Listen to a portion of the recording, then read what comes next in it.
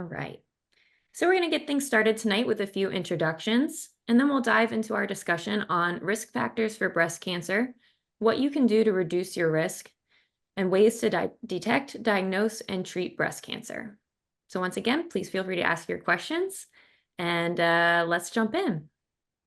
So tonight we're joined by two talented breast surgeons with Ascension St. Agnes, Dr. Kristen Fernandez, who is the surgical director of the Ascension St. Agnes Breast Center.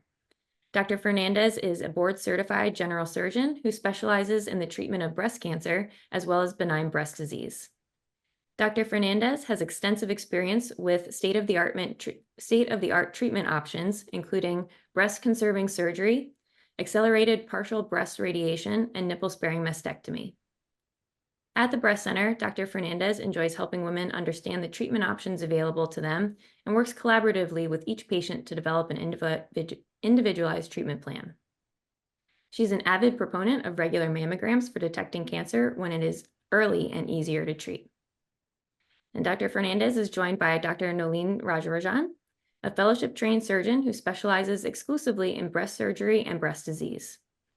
She works closely with the multidisciplinary care team at Ascension St. Agnes to provide exemplary care for patients with all breast-related diseases, including breast cancer, high-risk breast lesions, and benign disease.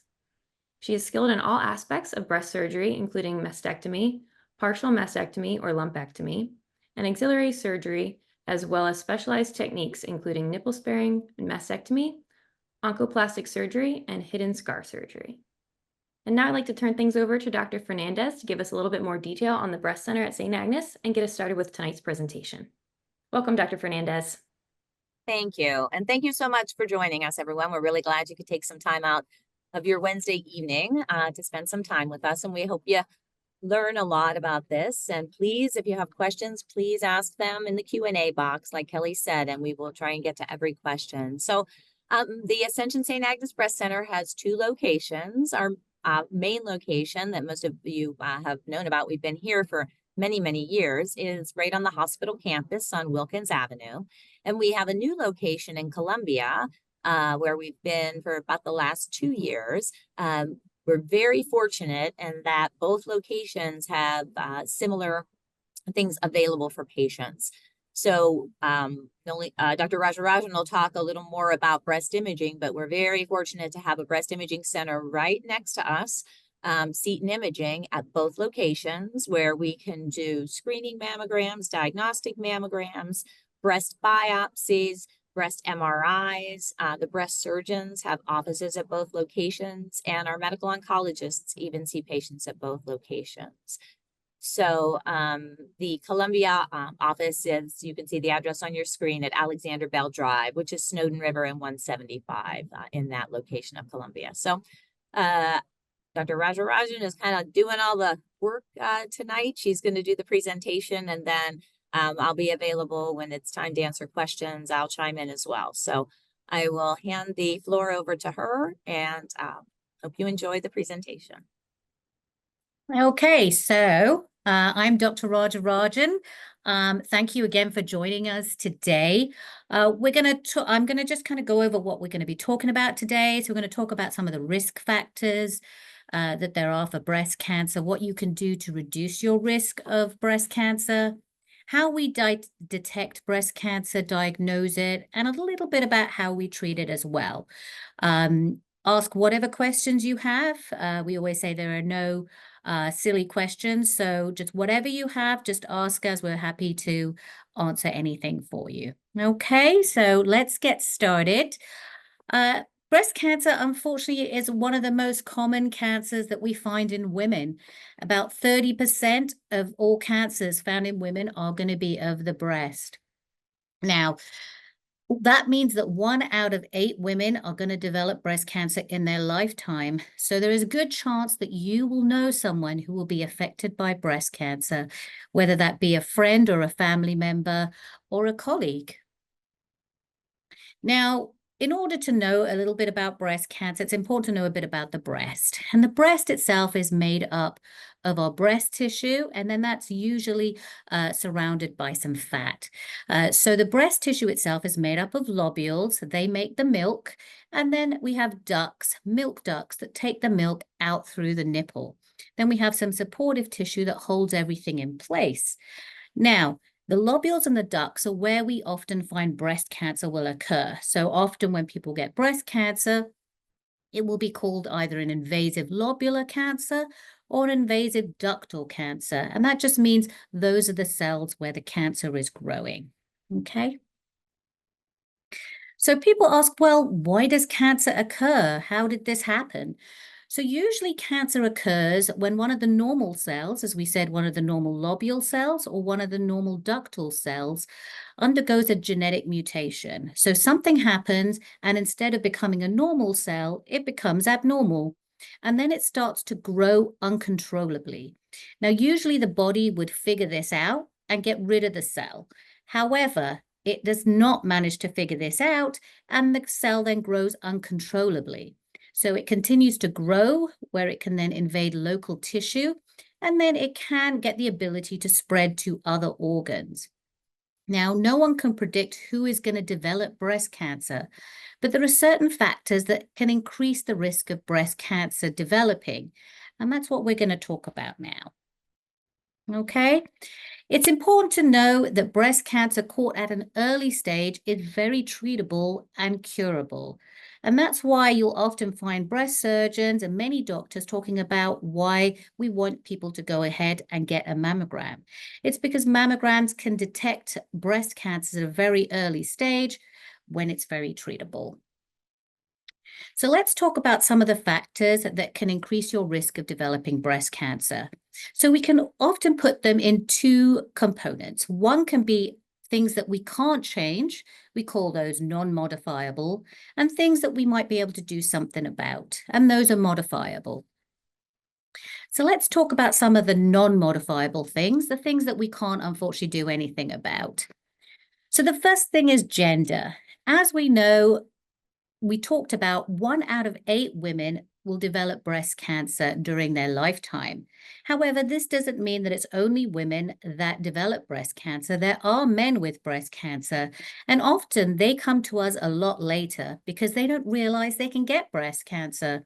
So certainly, if you have a brother or a husband or a son, and you know that you have a very strong family, have breast cancer in the family, and they notice a lump in their breast, certainly they should be aware of that, and that if they feel something, they shouldn't hesitate to come and see us as well. Okay, but it is usually a diagnosis of women. So only about 1% of breast cancers happen in men. Now, unfortunately, as we get older, the risk of breast cancer increases. So age is very important. And this is a little chart. It's a little bit older, but it kind of tells us how often these associated to the age, you can get breast cancer. So you can see in your 20s, it's very unlikely that you're going to be diagnosed with breast cancer. It's like 0.1%, so very rare. But as you get older, you can see that that risk increases, okay? And it's often the same case with many cancers, unfortunately. As you get older, your risk of cancer increases. Sorry, my light just went off. There we go. All right. So as you can see, from the age of 40, the risk of breast cancer does increase. And that's why we like to start doing mammograms at that age. And also it's to do with breast density. And we're going to talk about that in a little bit. Okay, the next thing is family history. So certainly having family members with breast cancer does increase your risk of breast cancer. We know that 5 to 10% of breast cancers can be due to genetic mutations. So that means that you may have something in your DNA that is abnormal that is increasing your risk of breast cancer. Now, only, like I said, 5 to 10% of that is due to the genes. However, 20% of breast cancers can run in families, and we don't always find a gene for that. So if you do have a number of family members with breast cancer, that includes mothers, sisters, aunts, specifically, that have breast cancer, there's an increased risk that you might get breast cancer, and it's worth finding a breast surgeon to talk to about to see if you would benefit from additional screening. Now, the most common mutations of breast cancer are the BRCA1 and BRCA2, and you may have heard of that. However, there have been identified a number of genetic abnormalities that can lead to increased risk of breast cancer. And some of them can increase your risk by a little and others a lot. So if you have a number of family members and you want to get genetic testing, we can provide that service in our clinic. You just need to give us a call and we can arrange for you to meet with Deirdre, who is our PA, who specializes in the high risk breast clinic and genetics. And she can talk to you about the risks and benefits of undergoing genetic testing and what to expect. So you may be asking the question, well, should I get tested to see if I have an abnormal gene? So the people who should be thinking about this are people who have a history of breast cancer. So a lot of breast cancers, the insurance companies will cover you to get testing. Now, sometimes, unfortunately, insurance companies don't always cover that, and we will let you know if that's an issue. But if you would like to undergo genetic testing, you can let us know and we can let you know if they will cover you. Now, family members who develop breast cancer before the age of 50, so we call these premenopausal breast cancers, those patients who have family members that get that kind of cancer should consider getting genetic testing. Family members who have family with close family relatives with ovarian cancer. We know that ovarian cancer is often very strongly related to genetics. So if you have ovarian cancer as well as pancreatic cancer, those cancers can often run in families. Important to think about genetic testing. Other cancers that can be linked together, so often you might not just have breast cancer. Things like BRCA can also affect the pancreas, the prostate, and the ovaries as well. So certainly if you have a number of family members with those kind of combination of cancers, you may want to think about getting tested. Now, if you have a family member, mother or aunt who had bilateral breast cancer, now it's not, we know that 1 in 8 women are going to get breast cancer, but if you have one on each side, that just means that you're at higher risk that maybe there's something wrong in the genes. You might want to think about it then. And then again, triple negative breast cancer is another more rare type of breast cancer. And certainly if you have that, you may want to get genetic testing. We already talked about it's rare to get breast cancer in men. So if a man has breast cancer, we do like to do genetic testing on them to make sure that there is no genetic abnormalities. And that way we can also then test other family members. Ashkenazi Jewish background also has an increased risk of having a genetic abnormality. So if you have that in your background, you want to think about getting genetic testing. It's always better if a family member who has breast cancer tests rather than yourself. And usually what we would do is if they test positive, then it's easier for us to test and just see if you don't have that gene. However, if they don't want to get tested, that is completely up to them. Some people just don't want to know. And if that's the case, you can always come let us know, and then we can see if we can get you genetically tested. Okay. Now, in the past, when they did genetic testing, this is usually pre-2014, when they did genetic testing, they only did BRCA1 and 2. And now we test for anywhere between 70 to 90 genes. So if you had your testing before 2014 and it was negative, you may want to come back and get additional testing. Now, the testing is often done as a saliva sample, so nothing to eat or drink for about 30 minutes beforehand, and they swab your mouth. Sometimes they will also require a blood test. Okay. Why would you want to get genetic testing? Well, knowledge is power. Knowing kind of if you have an increased risk, it allows us to make a better idea what your risk might be. And then it can help us to make a plan to prevent breast cancer or catch it as early as possible. As we said, catching it earlier increases the risk that we can cure it. We'll also talk about things you can do to lower your risk, and we're going to do that. That's what we're going to be doing today. And then sometimes if you do have an increased risk or you have family members that had breast cancer early, you can get enhanced screening. And that may mean getting mammograms early or getting additional imaging with MRI imaging. And we're going to talk about that soon. All right. There are a number of different results you might get, and I'm just going to run through this quickly. They could be positive, in which case we'll get you in touch with a genetic counselor so that you can understand what those risks are, and then we'll make a plan for you. You will often be followed in our clinic.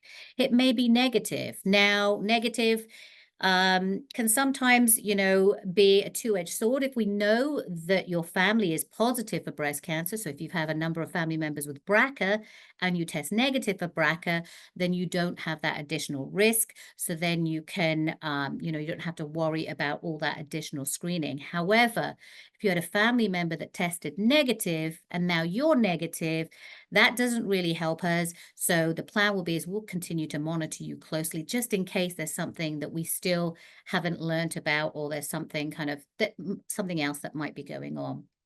Some people get a test that says VUS, which means variant of unknown significance. What that basically means is it's a little bit different from normal, but it's not been shown to be a problem. So often once they get more people who have had that and they find they've not developed cancer, they'll usually send you a letter to let you know that there's nothing to worry about. So 95% of people will get a letter within like 5 to 10 years saying, don't worry, this is nothing to worry about, okay? Sometimes when you have an abnormality, you need two abnormal genes because you get one gene from your mother and one from your father. Sometimes you just need one, other times you need two. Now, that's not a problem for you if you need two. However, it might come into effect if you're going to have children and you end up having children with someone who also is a carrier. That might then lead to your children getting an abnormal two genes, okay? Now, some people feel that they're not going to get breast cancer because they don't have anyone in their family with breast cancer, and that is false. Up to 85% of women who develop breast cancer do not have a family history of breast cancer. So don't believe just because you don't have anyone in your family that has breast cancer that you're not going to develop breast cancer. Okay, so next, we talked about gender, age, family history. Next is breast density. And there's a good chance that many of you have heard about breast density from when you got your mammograms. Often when you get your mammogram, if you have dense breasts, you'll get a letter saying, hey, you have dense breasts. And often you don't know really what to do with that. But it's just letting you know that about 50% of women do have dense breasts. So 50% have kind of a variability of dense breasts, and then 10% of women may find that they're told that they have extremely dense breasts. The problem with dense breasts is that it makes it a little bit harder to look at the mammogram. And I always say to people, it's a bit like looking in a forest. If you're looking for a baby bear in a forest and it's a dense forest, it's really tough to see that bear. There's lots of trees, very difficult to see. Same with dense breasts. Now, if there's 3 trees and it's a fatty breast, it's very easy to see that baby bear. Likewise, very easy to see the cancer in fatty breasts. So if you do have dense breasts, or you've been told you have dense breasts, you have a normal mammogram, but you think you feel something or you're worried about something, don't be scared to go to your doctor and say, hey, I really think I feel something, even though my mammogram was normal. And usually we will do some additional tests to make sure there's nothing else there. Okay, so dense breasts do increase the risk of developing breast cancer. It also makes it harder to see. The good news is that breast density often will decrease as you get older. So as you get older, you have children, and if you gain weight as well, often the breast density may decrease, making it easier to read those mammograms. Okay, next is female hormones. So we know that our female hormones play a crucial role in developing breast cancer. And one of the reasons we found this out was they were finding out that a lot of nuns were developing breast cancer.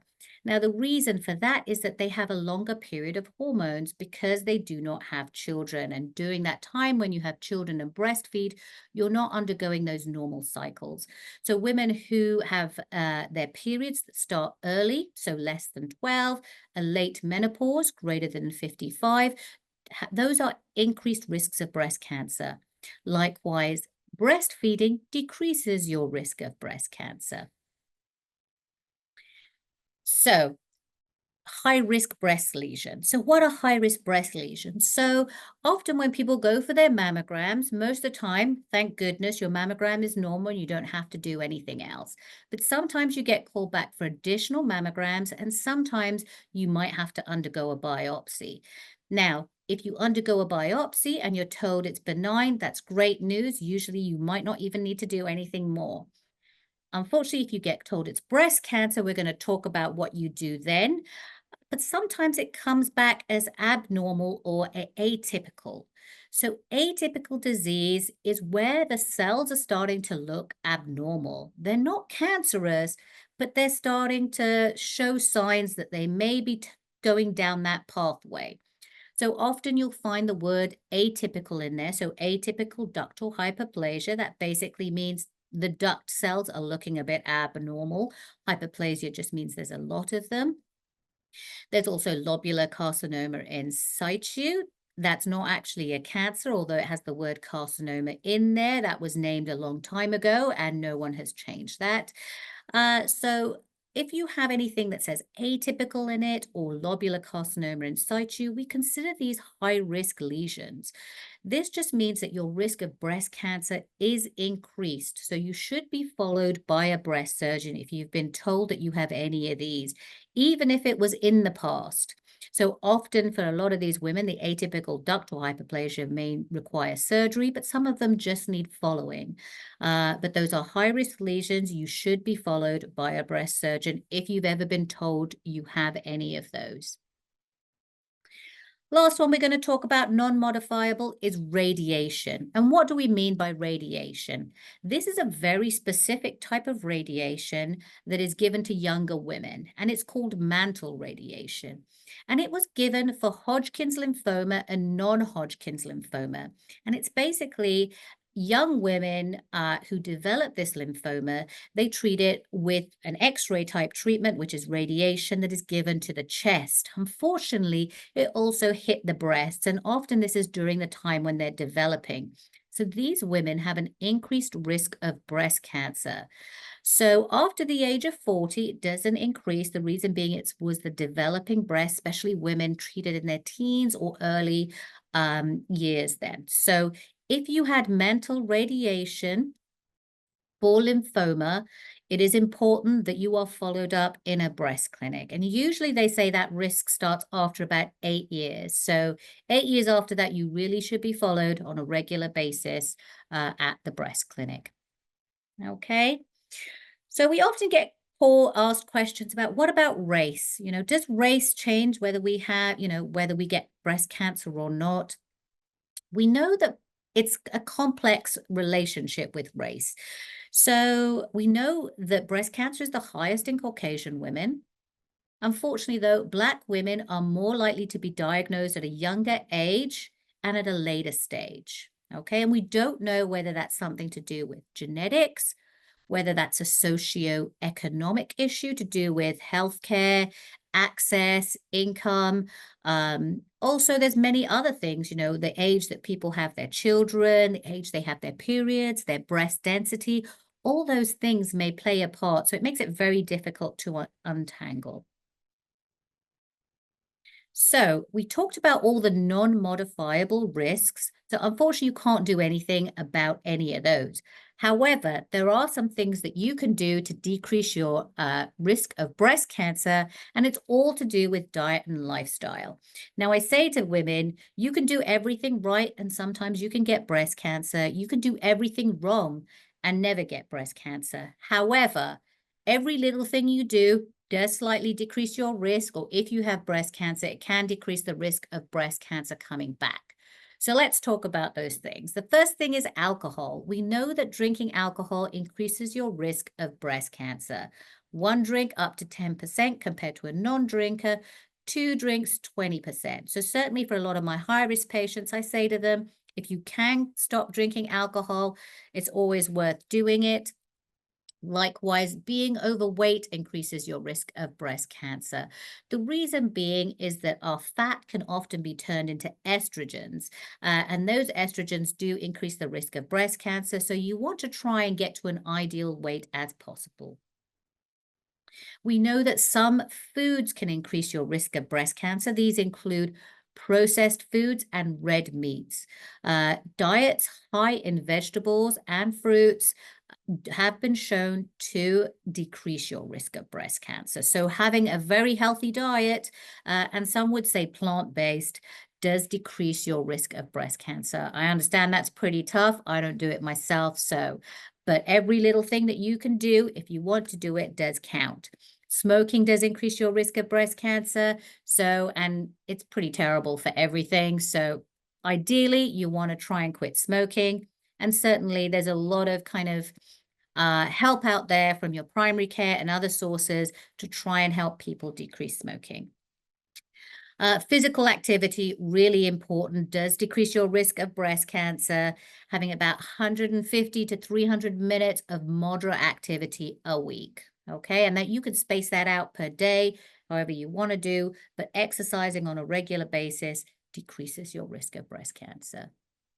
Okay, so other things that you can do would be to do with female hormones. We know that HRT, or hormone replacement therapy, which can be given after you go through the menopause, can increase your risk of breast cancer. However, stopping it does usually tend to put your risk back down to normal. Okay, so we always say to people, you can take HRT if you need to take it, take the lowest dose and stop the earliest time you can. Okay. Estrogen-only replacement therapy has not been shown to increase your risk of breast cancer. However, if you do develop a type of breast cancer that's sensitive to estrogens, we will unfortunately need to stop that. Birth control is also felt to increase your risk of breast cancer slightly. That risk returns to normal after you stop it. The shots that you can get, the Depo-Provera shots, there's been no conclusive evidence to show that increases the risk of breast cancer. Same with IUDs. There's no conclusive evidence that those also increase the risk. Now, unfortunately, the time and when you have your children can affect if you develop increased risk of breast cancer.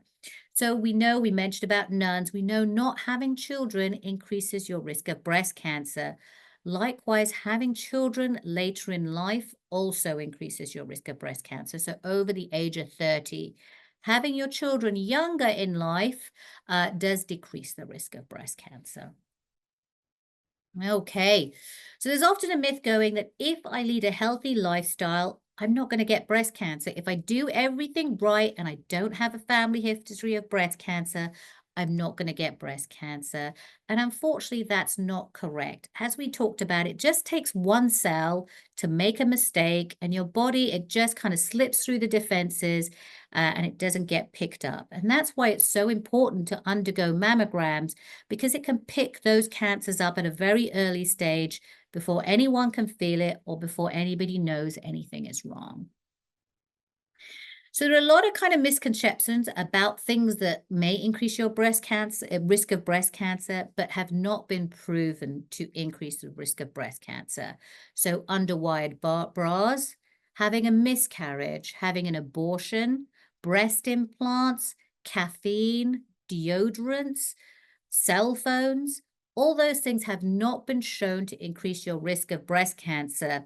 Now, sugar in itself has not been shown to increase breast cancer. However, sometimes it can cause some inflammatory effects that may be shown to increase the risk of breast cancer. So it's a little bit kind of shady there, but the others have not been shown to increase your risk of breast cancer. Okay, so how do I know if I have an increased risk? Do I need to do something? Do I need to see a doctor? So it's very important, if you have a strong family history of breast cancer or ovarian cancer, you should probably see a doctor to decide if you have an increased risk and may benefit from additional screening. If you have a history of radiation, if you've had a history of this high-risk breast disease, so anything that said it was atypical, or you had a history of this lobular carcinoma in situ, or a history of breast cancer, you have a slightly higher risk of breast cancer risk compared to the general population. Do you have dense breasts? Now, this in itself doesn't necessarily mean you're at increased risk, but if you've ticked a few of those boxes, you may be at increased risk. So if you have dense breasts, you've had a biopsy, you had your children later in life, and you have a sister with breast cancer, there's a risk that you might be high risk. Also, if you've had a high exposure to female hormones, so say you've taken HRT for like 20 years, that might increase your risk of breast cancer. Now, often what we will do is we'll plug your details into a risk calculator, and certainly there are a lot of them available on the internet that you can use. So you can look at the high-risk breast calculators. We often use either the Gale model or the Tyrer-Cuzick. We plug those numbers in and we see what your risk is. Usually a lifetime risk of greater than 20% means that you would benefit from high-risk screening, but often if you have an elevated that's somewhere close to that, we will probably keep an eye on you as well. So if you're worried, you can always give us a call. We'll be happy to see you. We do run a high-risk clinic that is run by Deirdre, our PA, who specializes in high-risk breast disease. Okay, so we're just going to go over everything. What can you do? You can maintain a healthy weight. You can exercise regularly. You can stop smoking. You can eat a healthy diet. You can get your screening regularly. If you have a strong family history, you can make sure that you start your mammograms early if you need to. You want to avoid HRT if you can, avoid alcohol, eat a healthy diet. There are medications we can give you to reduce your risk of breast cancer. But these tablets can make you feel like you're going through the menopause. But if you have a high risk, it's certainly something worth asking your doctor about. You want to get your mammograms regularly. You want to examine your breasts regularly. And for women who have a very high risk of breast cancer, so usually those with genetic diseases that really increase their risk, they can undergo prophylactic surgery to remove their breasts to decrease that risk. So now we're going to open the floor and just answer some questions.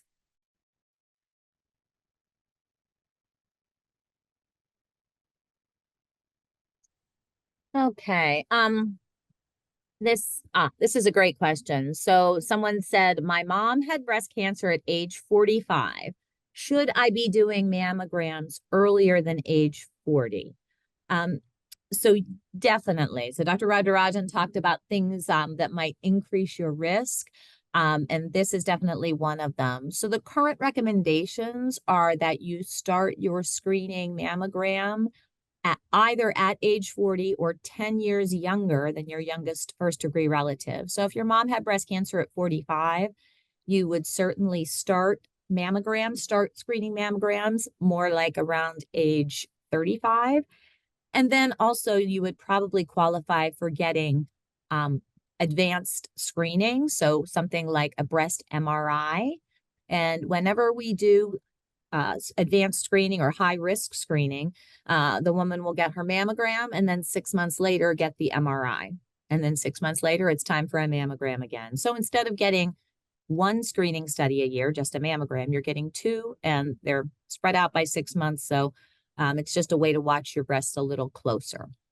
So excellent question. We do have high risk MRI screening available at Seton Imaging at Ascension St. Agnes. So the next question, I'm concerned that I have breast cancer on two sides of my family. Should I see a breast surgeon or talk to my OBGYN first? So OBGYNs are a great resource. They know a lot about breast cancer. They know a lot about breast health. I would certainly recommend starting with them if they're available and they are comfortable discussing that with you. Many of our OBGYNs at St. Agnes, just because Dr. Radarajan and I will do educational things for them, or they'll, text us, email us, ask us questions so that they can give their patients the best guidance. So our OBGYNs are pretty on top of breast health. I think that that question, so you have breast cancer on two sides of your family. So if your grandmother on your mom's side had breast cancer at 82, and your grandmother on your dad's side had breast cancer at 84, and that's your only family history, remember Dr. Rajarajan said the two biggest risk factors for getting breast cancer are being a woman and getting older. And if you're fortunate enough to live into your 80s, 1 out of every 8 women who lives into her 80s will get breast cancer. So that type of a family history isn't as alarming as if you have a first cousin and an aunt on one side who had breast cancer at 30, 35, 40, and maybe on the other side, 2 aunts and a second cousin who had it premenopausal. So yes, having it on both sides can be concerning, but it kind of depends on the age that you had it. So you want to answer this one, Dr. Rajarajan? If a woman has dense breasts, is MRI better at detecting cancer than a traditional mammogram? That's sort of a... So Yes, the no. answer is yes, in a certain extent. And we're going to talk about this. So the problems with MRIs is, and we're going to go into MRI a little bit later. So we'll probably Yeah, go maybe. through that. Yeah, maybe we should. So that's a good point. She's got a good MRI discussion on her slide. So if we don't answer that, put it back on the next time, or like just copy and paste it back in, and we'll be sure that we cover it. Can you repeat again why an increase in breast cancer is a concern for women without children? I was so this was I had a really great talk. This is probably about 10 years ago that someone at one of our national conferences said that, talked about this. So the way she described it, and it kind of helped me. So Dr. Rajan talked about, our cells divide all the time. Our cells are dividing. Sometimes the cell makes a little mistake. The body realizes it and sends other cells to kill it off so it doesn't become cancer. So think of the final maturing of the breast is to be pregnant and breastfeed a baby. Like that's technically what the breasts are supposed to do, right? So when we're in our teens and our 20s, our cells divide, and occasionally there's an abnormal cell, but not as frequently. We're young, our cells are young, we're not kind of doing as many, they're not doing as many wrong things. When you hit into your 30s and 40s, the cells are older, they're a little more irregular. So whenever you get pregnant, the way that the body matures the breast is you get a big spike in your hormones, a big spike in estrogen, a big spike in progesterone during the pregnancy. So the way it was explained at this conference was when your breasts are older, in their 30s or early 40s, they have more irregular cells, and they're getting all this hormone exposure. And therefore, those irregular cells get stimulated and can grow more irregularly and faster. Whereas if you're in your 20s or your teens, your cells are a little more normal. So that pregnancy rush of hormones doesn't affect them as negatively. So I thought that was a really good explanation. What do you have any other input to that, Dr. Rajarajan? No, that's kind of what I learned, Yeah. it was also similar, yeah. So I thought that, was So a yeah, good it's way to look. nothing that you're doing. No. Unfortunately, it's just one of those things. It's not saying that it's a bad lifestyle choice. I don't have children. And I have my first child over age 30. So there's lots of so us you running don't. around like that.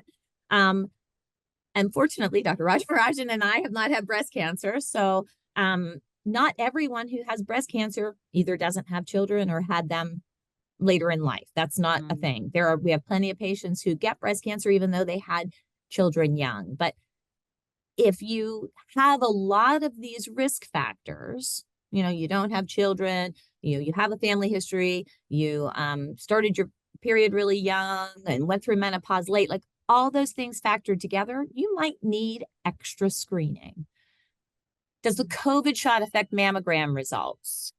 You want to get that one, Dr. Raj? So it doesn't per se affect the mammogram itself. However, often what we found was when people got the mammograms, their lymph nodes would swell up. And the lymph nodes are just reacting to the injection. So they're reacting to the injection that you get. However, breast cancer can also present as swollen lymph nodes. So it was causing a lot of issues about whether this is the cause. Is it something else going on? So often what they may say, and I don't know if they're still saying that because now they kind of have a better idea of what's going on, but if you've just had the COVID shot, and it's probably your first one, maybe it doesn't happen as much with kind of the subsequent boosters. If you get a lot of kind of swelling in your armpits, probably not worth getting your mammogram at that time. But now if you let them know, they'll kind of keep an eye on it. Yeah, we usually recommend that if you're getting your screening mammogram, so nothing's wrong, you don't feel anything, there's no nipple discharge, your breasts look and feel completely normal, it's just time for your mammogram, you should probably try and get that. Don't get that a week or two after the COVID vaccine because your lymph nodes might be swollen. Try and wait 4, 5, 6 weeks after your vaccine. Try and time it that way. So again, the vaccine doesn't cause breast cancer. It doesn't, nothing like that. It just can show swollen lymph nodes, and swollen lymph nodes can also be a sign of breast cancer that has spread. So it was just confusing sometimes with the mammogram.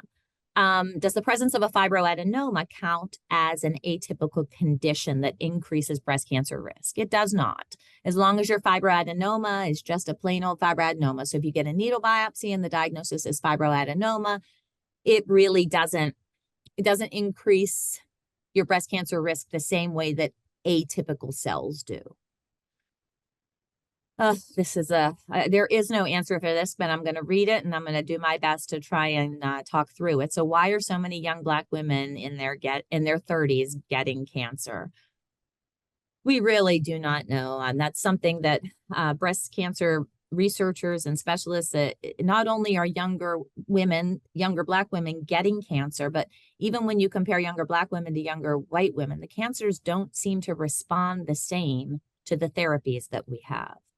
So we know that more young Black women die from their breast cancer compared to young white women, even though cancers present the same types and the treatments are given the same, there's still a higher death rate. Some of that, and Dr. Rajarajan alluded to it, some of it is disparities in access to healthcare. So in some parts of the country, mammograms aren't available as readily. In certain areas of the country that have a lot of lower income Black women living there. So that does factor in. But when you look at people of the same economic status and the same access to care, and they're getting the same, health screenings, there is still a higher death rate. And there is no known reason. This person says, my mother was a breast cancer survivor for more than 25 years. However, my sister was diagnosed with triple negative breast cancer and only survived 2 years with treatment. I am so sorry to hear that about you. My sister tested negative for the BRCA genes.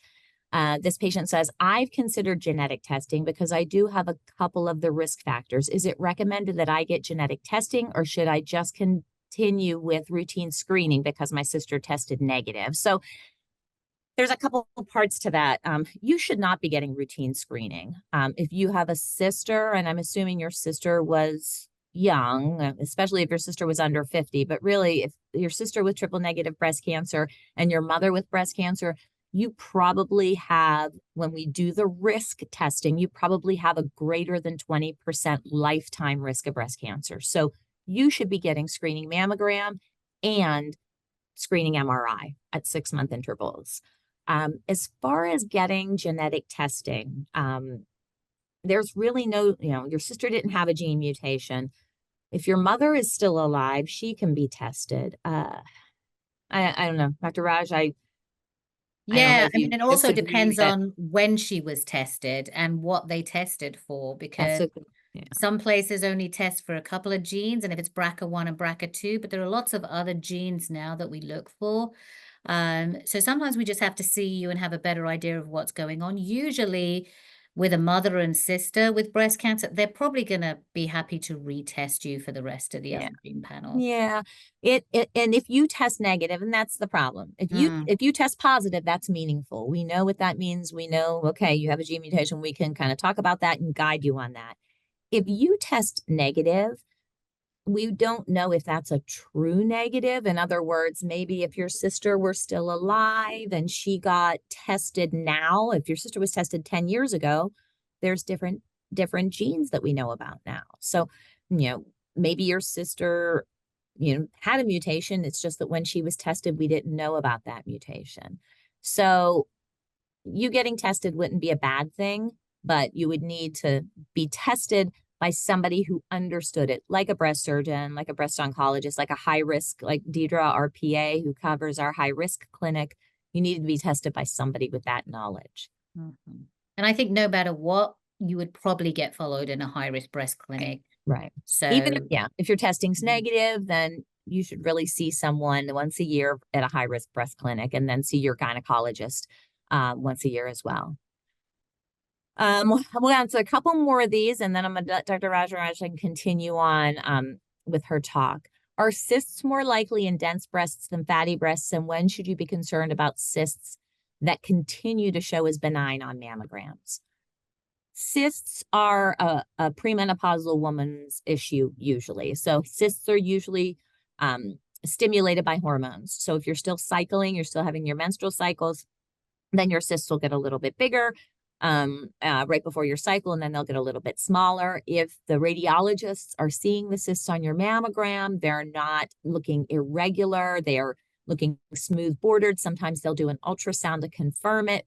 You should not worry about that. Cysts are easier to see in fatty breasts, but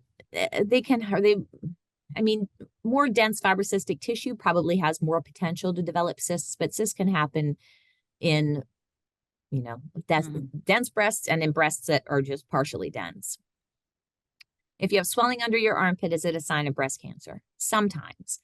But other things can cause swelling under your armpit. Women can have what's called accessory breast tissue. So just extra breast tissue that sits in the underarm area, and that can look like a swelling. So if it's new swelling, particularly if it feels hard, you should absolutely get that looked at by your gynecologist, by your primary care doctor. And if they're uncomfortable, they can send you to us. We'll schedule an ultrasound for you and take a look at that. Questions about dense breasts, what alternative screening should be considered? I'm 58 and have always been told I have dense breasts and cancer might not be detected. So there are 4 categories of breast density. And if you're extremely dense, then you may qualify for extra screening. Sometimes that's with breast MRI. Sometimes that's with whole breast ultrasound. So if you have extremely dense breasts and you are postmenopausal, you're 58, I'm assuming you've stopped your periods, then you might be eligible to get some additional screening. Do you have any statistics for Asian women related to risk factors and such? Asian women actually tend to have a lower risk of developing breast cancer, especially depending on how long they've been in the U.S. and different theories have been brought up about change in diet when they come here. And once you move to the U.S., sometimes your diet changes more to our unhealthy Western diet. But usually Asian women have a little bit lower risk of cancer. I don't have data on like gene mutations in Asian women. Dr. Raja, I don't know anything to add to I that. don't either, but Hispanic women and Asian women tend to have a lower risk of breast cancer. Caucasian women is at the top, and then you have Black women underneath that. Yeah. I've heard of massages around the breast and lymph nodes. Skeptical. Does that help with prevention or risks in any way? So that doesn't really affect breast cancer risk one way or the other. Some women after breast cancer treatment will get edema in their breast skin or their breast, and massage of that tissue can help to drain that edema. There are centers that do lymphedema massage just in general, not because of breast cancer problems. They're massage therapists, not lymphedema therapists. And there's nothing wrong with that, but it doesn't really affect risk one way or the other. All right. Dr. Raj, you want Okay, let's to finish up? go on. So the first thing I'm going to quickly talk about is breast self-examination, something simple that you can do at home. We like you to do it on a monthly basis. Now, we don't expect you to be a doctor.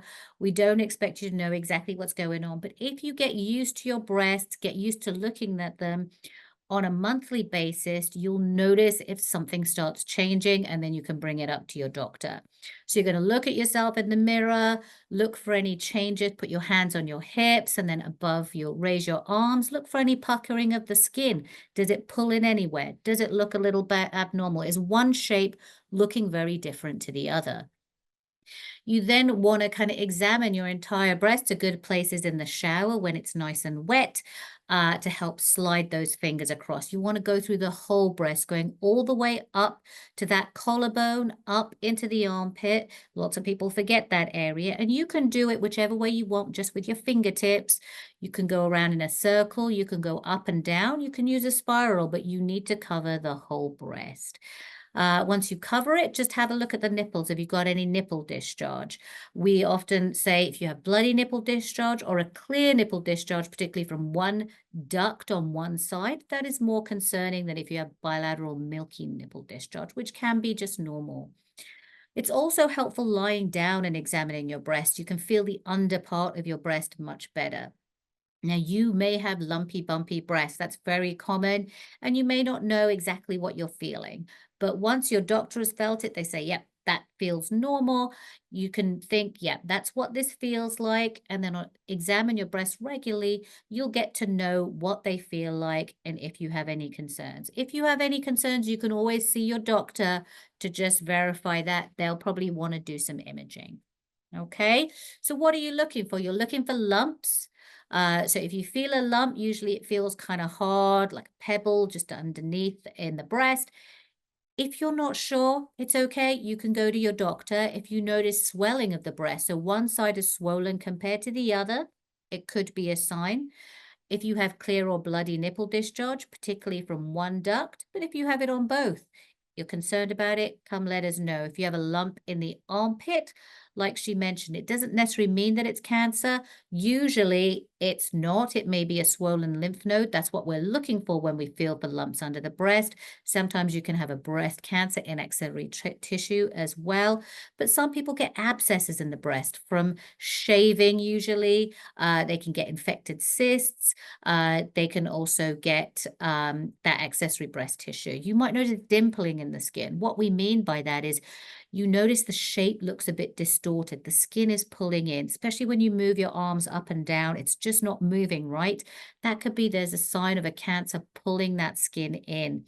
So that's another sign we look for. If you notice some thickening of the skin, we usually say it's like an orange peel. So if you look at an orange peel that is thick, it has that kind of pitting to it. If your skin is starting to do that, that is not normal. It could be a sign of infection. It could be something else, but you should follow up with a doctor with regards to that. If you notice your nipple, which was previously sitting out, is now starting to pull in, that can be a sign. Now, that can be a normal sign of aging. It can be a benign disease as well. But some cancers can sit behind the nipple and pull it in. So it's always worth seeing your doctor. If he says it's nothing to worry about, usually it's nothing to worry about. Often, if it is a cancer, if you try and gently push it out again, it's not going to push out. And then the last thing that we have on this slide is if you notice a color change of the breast. Now, usually it's uncommon for this to be a sign of breast cancer, but if you notice something, usually it's infection. But if you notice something that's abnormal, you can always come see a doctor with regards to that. Okay. So also, if you feel a new lump, or you feel an old lump that is increasing in size suddenly. So before it was like that, it was like a centimeter for years, and now suddenly it's 3 centimeters, it's 4 centimeters. That is concerning.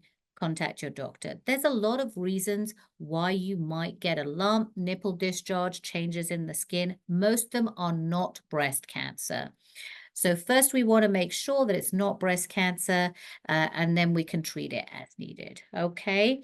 Now, people often ask about breast pain. Breast pain is not usually a sign of breast cancer. So breast pain is very common, usually dietary or hormonal in nature. But there are lots of reasons you can get breast pain. The majority of them are not cancer. Usually breast pain causes cancer when it's a certain size. So usually we'll see other symptoms. Is that 100%? No. But the majority of times, if the mammogram's normal and your breast exam is normal, usually it's nothing to worry about. So let's talk about how we diagnose breast cancer. And the way we do that is with imaging. So there's three main imaging techniques that we use. Now, are there other things out there? Yes.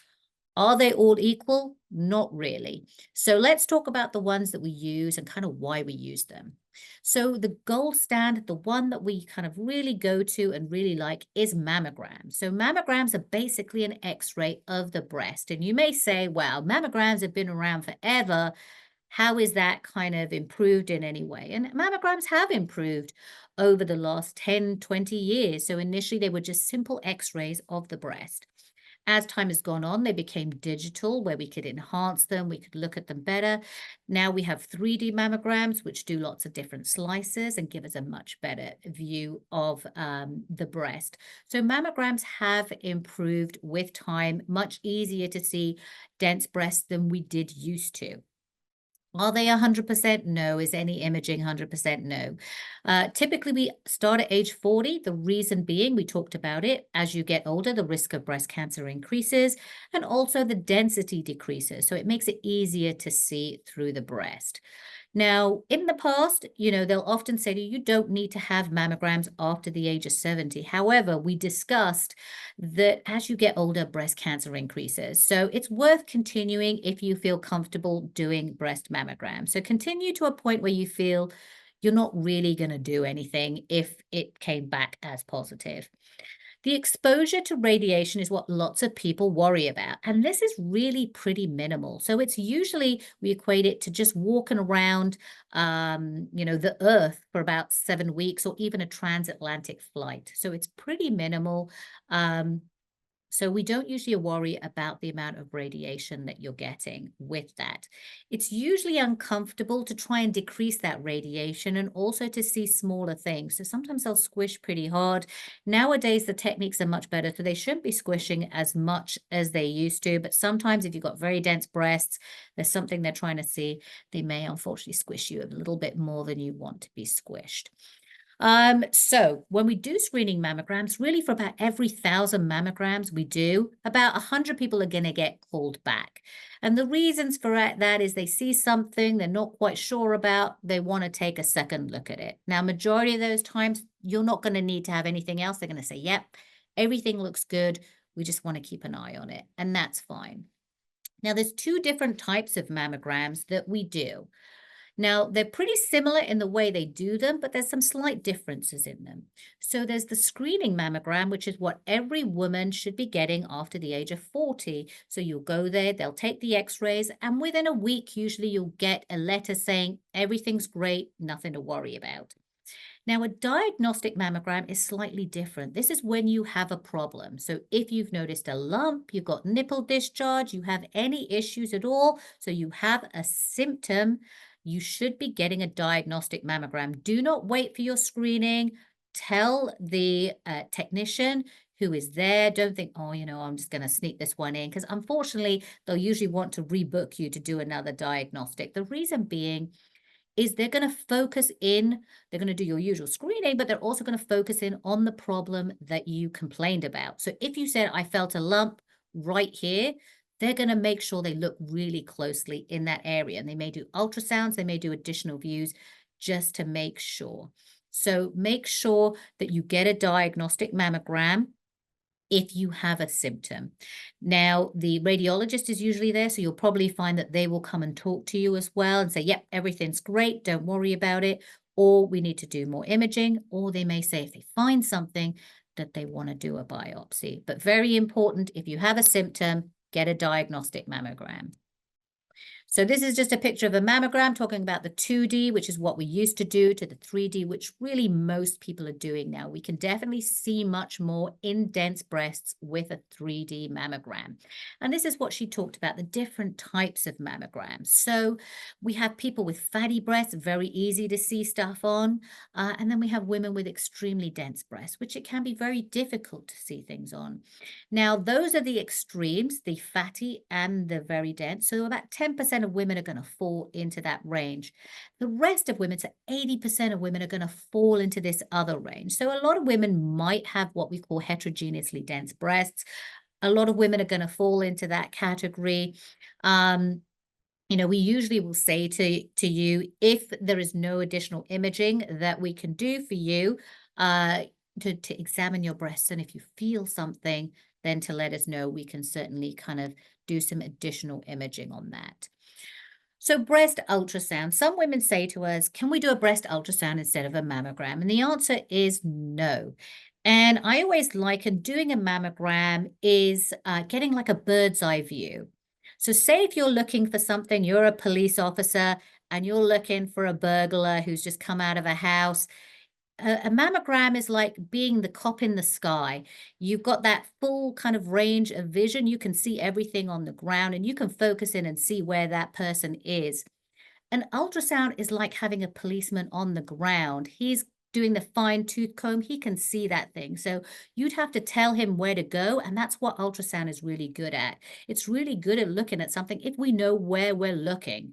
So the mammogram will tell us where to look. We look in that specific area. You will tell us you have a lump in a specific area. We can look at that specific area. You have nipple discharge. We know the area we need to focus in on. We can evaluate things a little bit better with the ultrasound, but it doesn't always give us a really good bird's eye view of everything that's going on. And we certainly can't compare one side to the other. There are other things we look for in mammograms that can't be seen in ultrasounds or MRIs. And these include little specks of white dots called calcifications that can be sign of early abnormal tissue or early breast cancer, or little distortions in the tissue that can be seen in mammograms as well. Now, we talked about MRIs, and MRIs can sometimes be thought of as like the gold standard. They do really well at picking things up, particularly in dense breasts, although sometimes they can have some issues with dense breasts too. The problem with MRIs is, and I'm going to come to that in a second. So there's a very specific set of people who may qualify for MRIs, and those are women with breast cancer genes. So if you have a BRCA1 or BRCA2, they're probably going to be screening you with an MRI.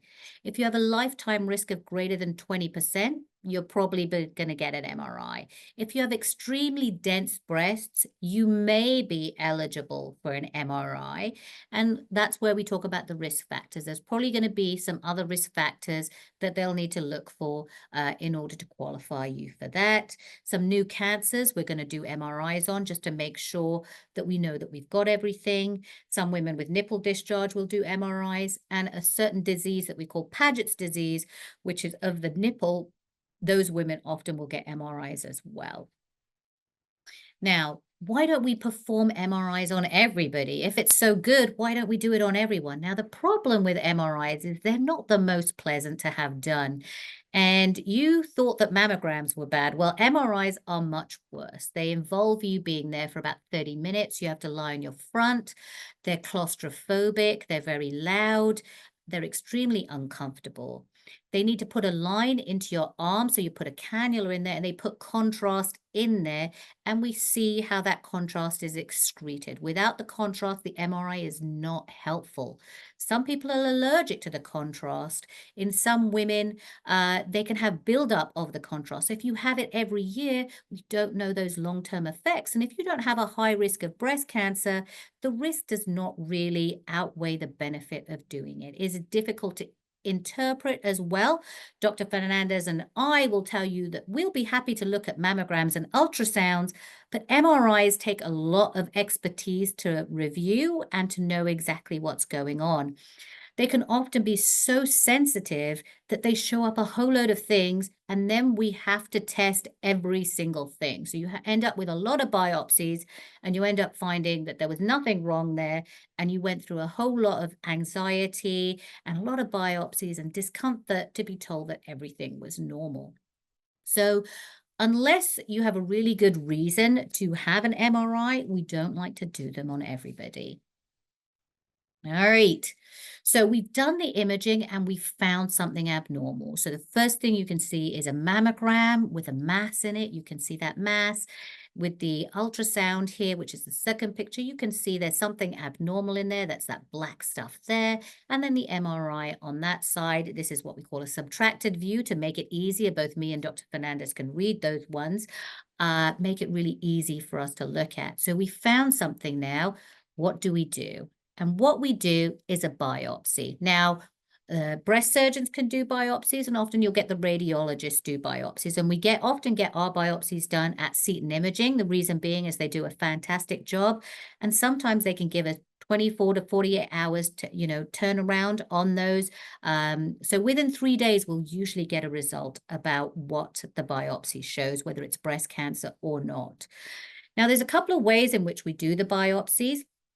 It's a day procedure, so you'll come in on the day of the procedure. They'll numb the area up, they'll find it, they'll take the biopsy, you go home. They'll use some kind of imaging to do it. Now, it may be stereotactic. You can see that's how they do the stereotactic at the top. They use a mammogram machine. They'll numb the area. They'll use a needle to take that tissue out. Likewise, with the ultrasound, they'll use the ultrasound probe. They'll identify the area.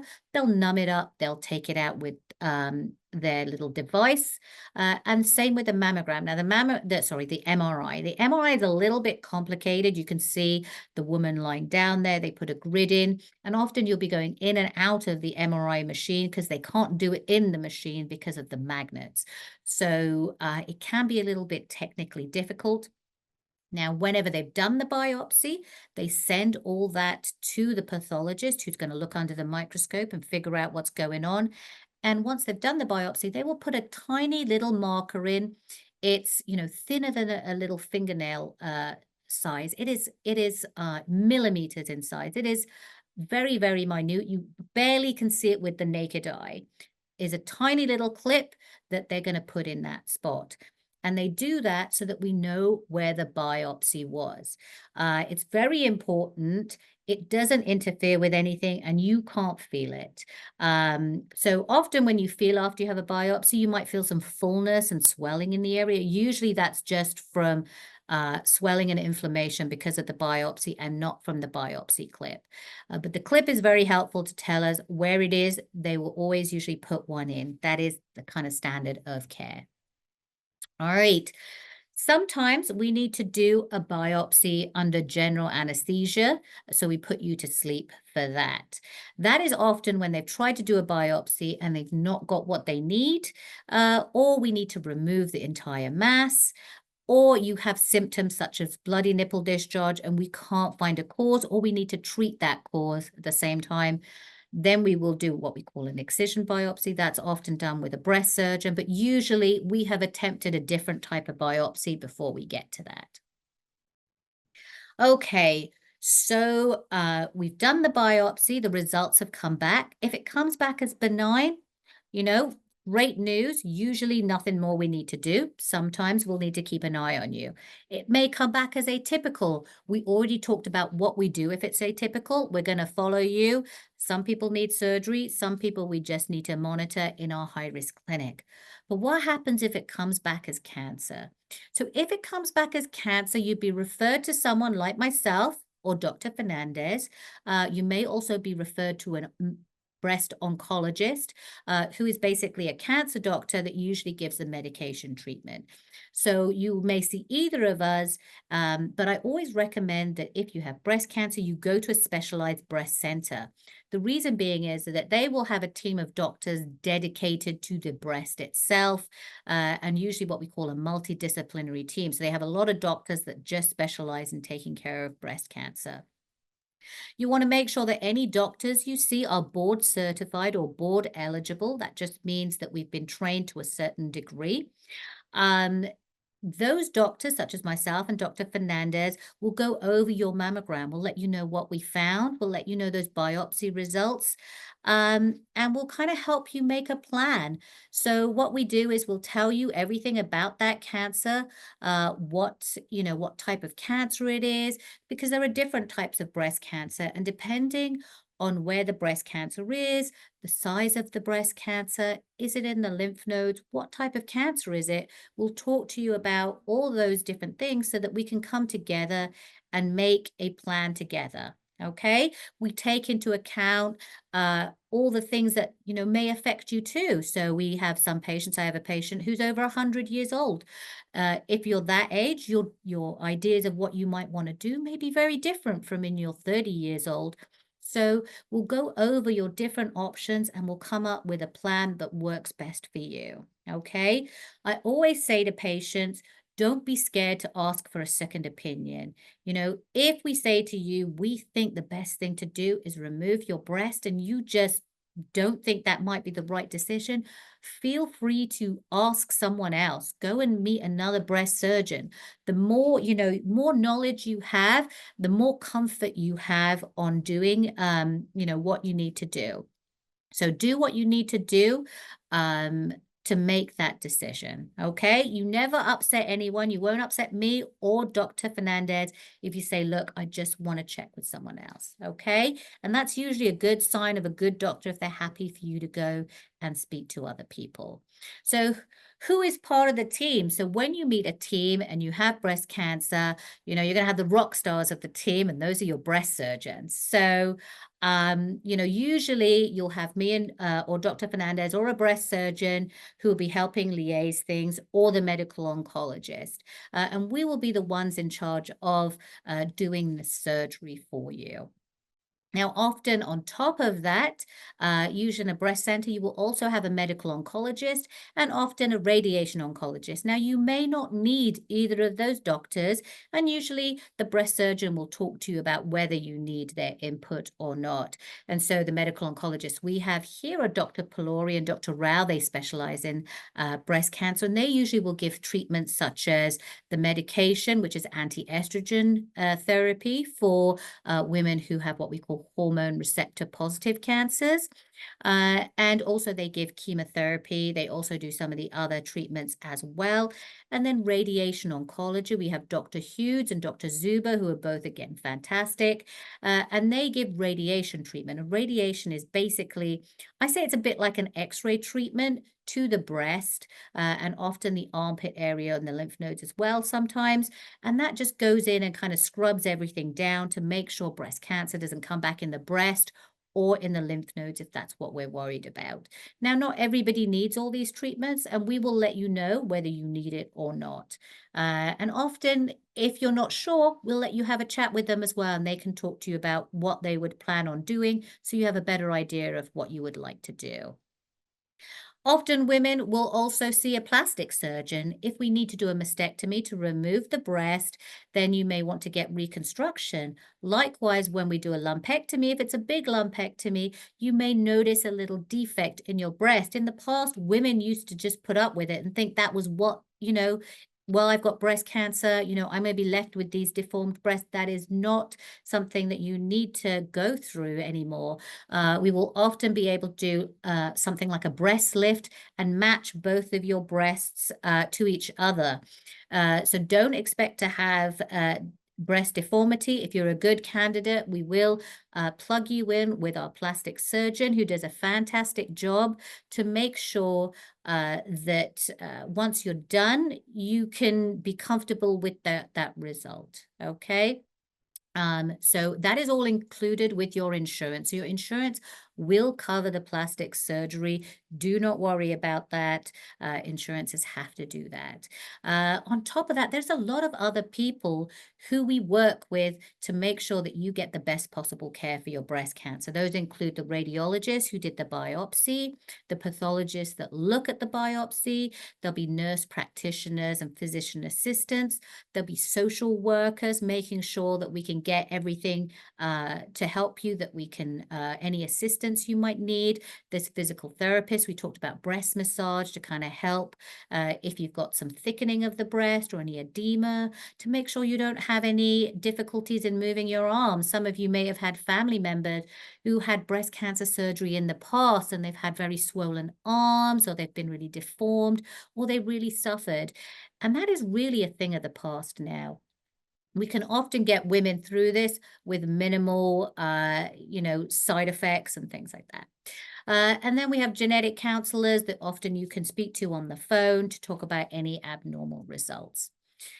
So I'm just going to quickly summarize the treatment options. With surgery, we can do a lumpectomy where we just take the cancer out and a bit of healthy tissue, and we can leave the rest of the breast in place. So you do not need to lose your breast. Some women choose to have a mastectomy to remove the breast. Some women need to, unfortunately, have a mastectomy, but the majority of women should be suitable for a lumpectomy, and your surgeon will look over the imaging and tell you what they think you're suitable for, whether you're suitable for both or one or the other. And you can discuss that with them. We'll often sample lymph nodes as well, but that's not always necessary, to just see if you need any additional treatment. And then the other treatment options, which would be usually given by the radiation doctors or the medical oncologists, include chemotherapy, anti-estrogen, targeted therapy, immunotherapy, and then we talked about radiation. These are all to prevent breast cancer from coming back, prevent breast cancer from spreading, or to treat spread. So there's a whole host of things that we have to make sure that we can treat you to get rid of that breast cancer and also prevent it from coming back. Okay. Now we know 13% of women will be diagnosed with breast cancer in their lifetime. Over 90% of them are going to live more than 5 years, many of them over that. Okay. So, we want you to feel comfortable that this is a very treatable, very curable disease.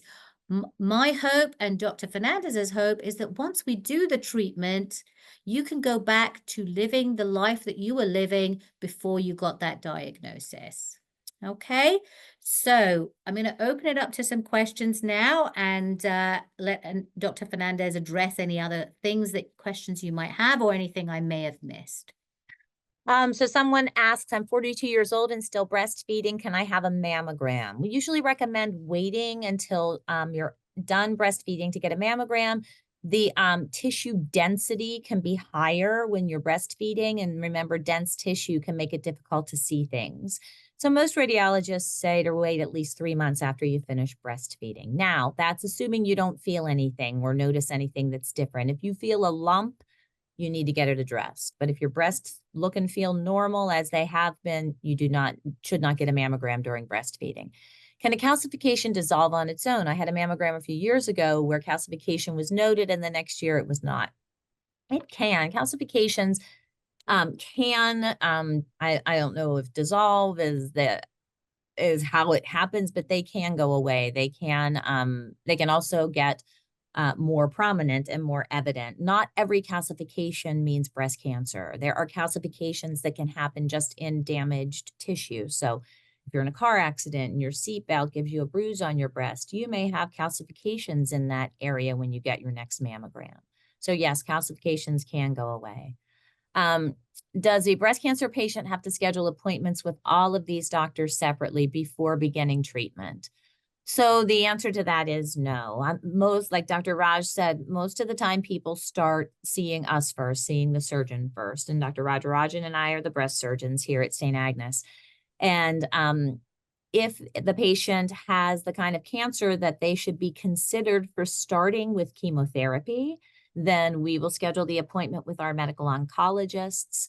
Every week, all of the breast specialists meet in a multidisciplinary breast tumor board. So we will present patients either after their surgery, if they had their surgery first, or if they're patients that need to get chemotherapy or some type of oncology treatment first, we'll present them.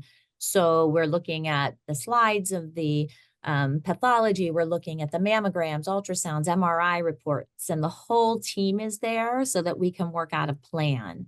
So no, if a woman has breast cancer, was just told she was diagnosed with breast cancer, If she calls our office, and the number is up there, 667-234-3434, and that's the number for both of our centers. So the Columbia and the Wilkins Avenue office has the same phone number.